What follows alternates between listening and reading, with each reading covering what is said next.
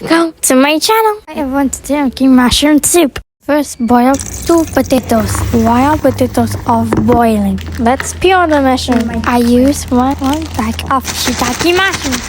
Peel off the mushroom stem. After that, wash the mushroom. Slice thinly some of the mushrooms. Now it's time to slice the mushrooms. Miss it.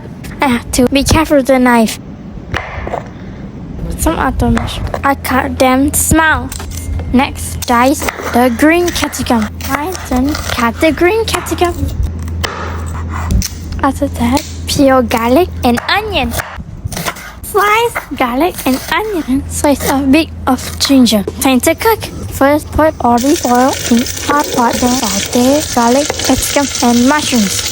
Then saute all together.